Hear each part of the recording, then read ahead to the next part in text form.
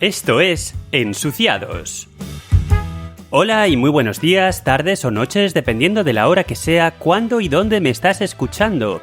Bienvenidos a este podcast desde la parte francófona de Suiza, podcast desde Lausana, capital olímpica internacional y capital del cantón de Vaud. En este segundo capítulo del podcast y del año en el que todos nos deseamos siempre mutuamente buena salud, vengo a hablaros precisamente del sistema sanitario. Es un tema bastante, farragoso, así que voy a intentar ser claro y hacerlo relativamente ameno. 2017 ha sido, para mí, un año complicado, con 2 accidentes, uno de ellos que implicó una operación, lo que me ha permitido descubrir en primera persona los recovecos y sutilezas del tratamiento médico aquí. En España, la sanidad, salvo que uno escoja un seguro privado, es en principio pública, universal y gratuita, y las cotizaciones de la Seguridad Social y en general los impuestos deberían cubrir, en principio, insisto, absolutamente todos los cuidados que uno pueda necesitar, sea por causa de accidente, sea por causa de enfermedad. Aquí la sanidad es igualmente universal, en el sentido de que es obligatorio tener un seguro médico de enfermedad, y de que existen ayudas públicas para aquellos que no puedan permitirse pagar su propio seguro. En este momento tengo que hacer una clara distinción entre el seguro médico de enfermedad, que es en su versión básica obligatorio y corre a cuenta del ciudadano, cada mes pagamos una prima, y el seguro médico de accidente, que también es obligatorio, pero corre a cuenta del empleador si se tiene trabajo, y si se están trabajando más de, me parece que son 8 horas por semana. Si por lo que sea uno necesita incluir un seguro de accidente porque no tiene trabajo, porque ya está jubilado, porque es estudiante, entonces se puede incluir la cláusula, el caso de accidente en el seguro de enfermedad, que suele costar unos pocos francos más. En mi caso concreto de este año, tuve 2 accidentes, como mencioné al principio, una mordedura de gato y una caída de bicicleta con fractura del codo. Claramente ambos accidentes. Y es muy gracioso porque casi la primera cosa que hacen en las admisiones de las urgencias de un hospital es decidir si te tratan por vía de accidente o de enfermedad para ver qué seguro se ocupa. Porque en general, o por lo menos no es obligatorio que sea la misma compañía de seguros que te cubre en caso de accidente o en caso de enfermedad. Sobre todo que el seguro de accidente lo paga la compañía para la que uno esté trabajando y por tanto pues realmente no se tiene mucho margen de acción. Como ahora mismo os explicaré, puede además que tengamos coberturas diferentes según si sea accidente o según si sea enfermedad. En mi caso, por ejemplo, mi empresa me pone seguro complementario privado de accidente, que me da, por ejemplo, derecho a una habitación individual en el hospital si tengo que hacer noche, me da derecho a escoger el cirujano que a mí me guste, no al que me asignen, y a pedir que me opere el cirujano jefe si así lo deseo. ¿Os parece un poco terrible? Bueno, pues tampoco lo es tanto en realidad. Vamos a ver los detalles. Es simplemente muy distinto de lo que tenemos por costumbre en España. Y me voy a centrar sobre todo en el seguro de enfermedad, de los detalles que os voy a explicar, sobre todo porque es el que de verdad paga uno como ciudadano. El otro pasa un poco más transparente. Entonces, como decía, lo de si la sanidad es pública es más complicado de explicar o definir.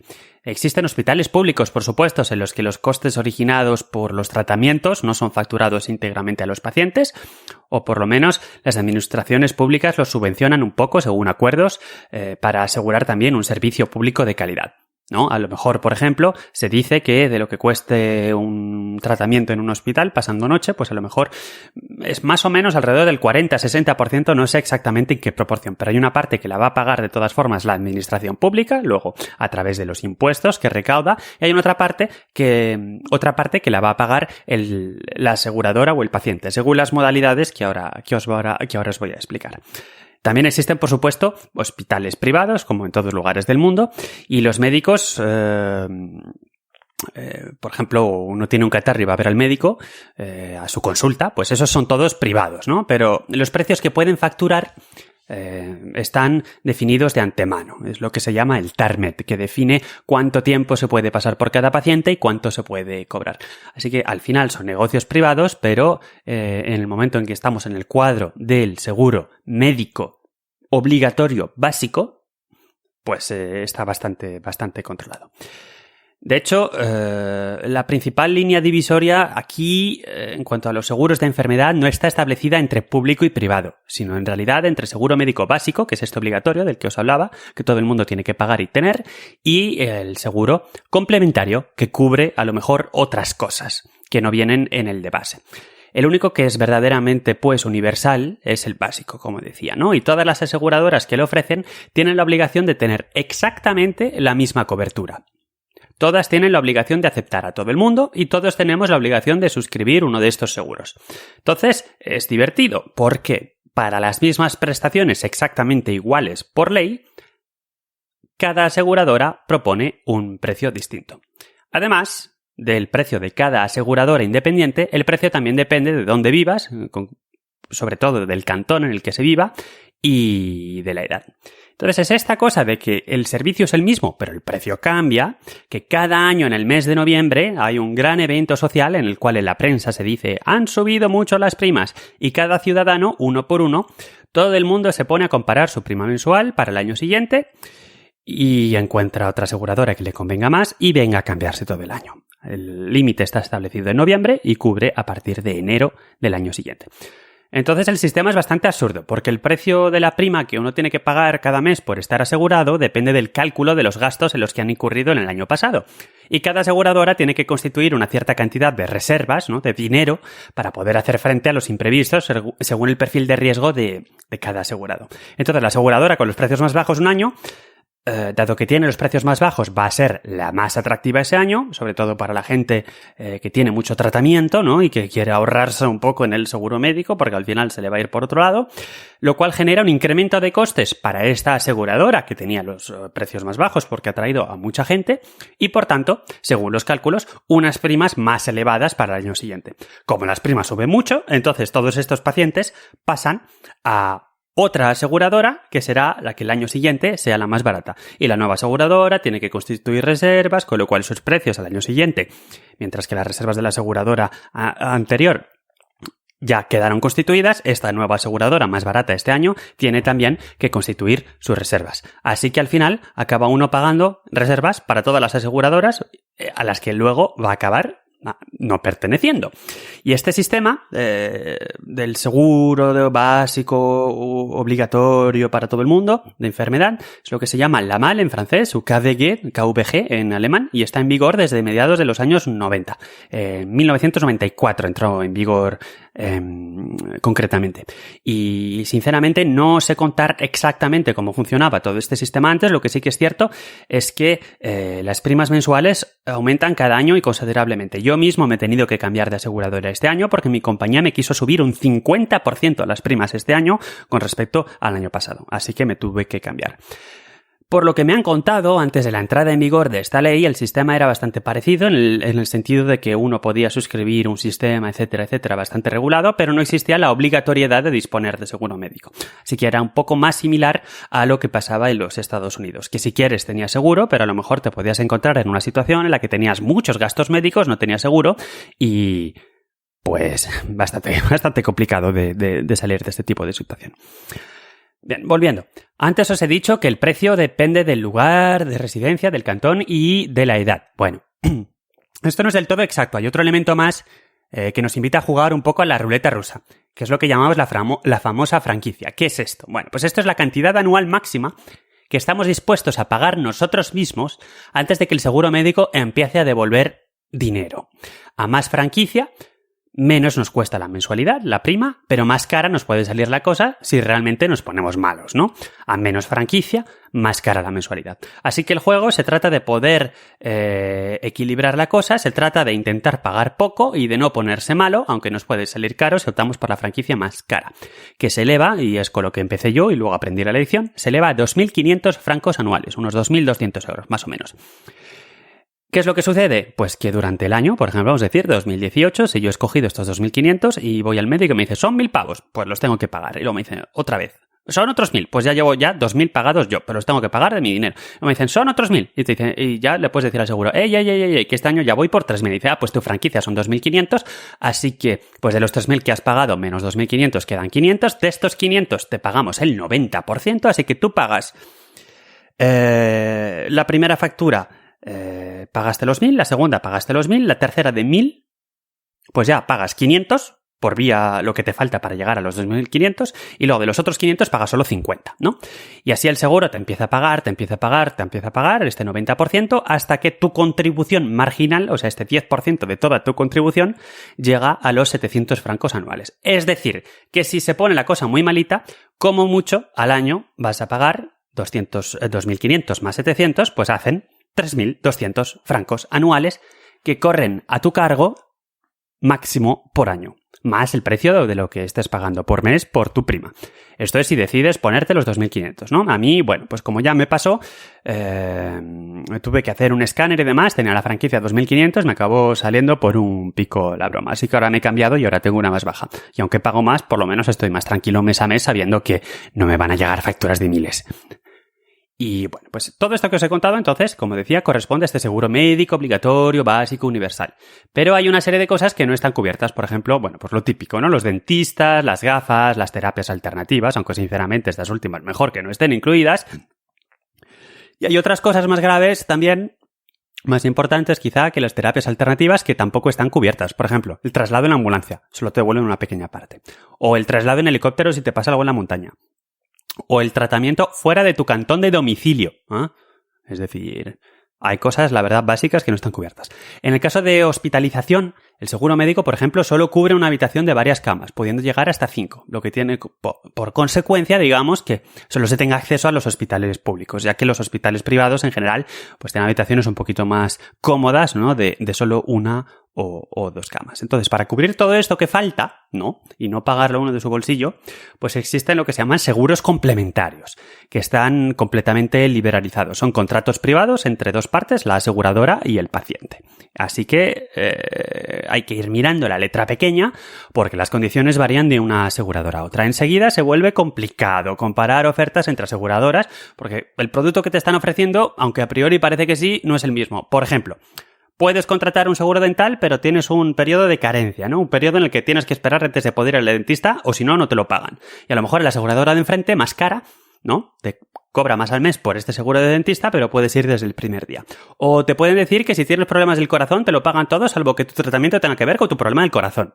Son las llamadas reservas, pero reservas en el otro sentido, no en el de dinero, sino de que se reservan el derecho de no reembolsarte con respecto a este tipo de gastos. Por supuesto, las reservas no existen en el seguro básico de enfermedad, faltaría más. Pueden incluso considerar en un momento dado que eres un paciente caro y resiliarte el seguro. O pueden directamente rechazarte a la entrada.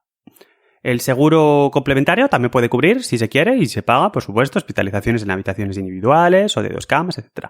Pero queda todo a la discreción de la aseguradora que tiene el derecho cada año de enviarte a tu casa, aunque en general no lo hacen, pero sucede el caso, por ejemplo, de que hay gente joven, en buena salud, que paga, y luego, pues ya, cuando tiene una cierta edad y empiezan en realidad, empezar a necesitar de verdad cuidados hospitalarios, pues sucede que los echan o les suben mucho la prima y ya no se lo pueden pagar y se dicen, he estado pagando toda mi vida y ahora que realmente lo necesito, no tengo seguro privado. ¡Qué bien!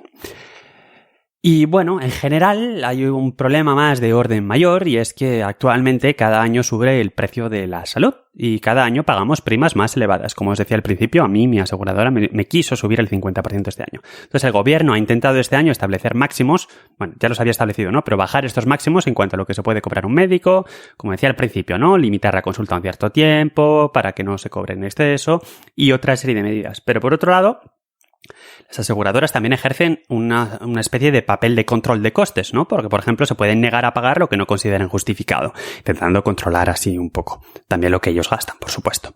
Y el gobierno de la Confederación, pues fija estos precios máximos, como os decía. Pero aún así, con todo esto, pues las primas mensuales han subido a más del doble, más del doble, desde que entró en vigor este sistema obligatorio en el año, ya lo olvidé, 94 me parece que era. Bien.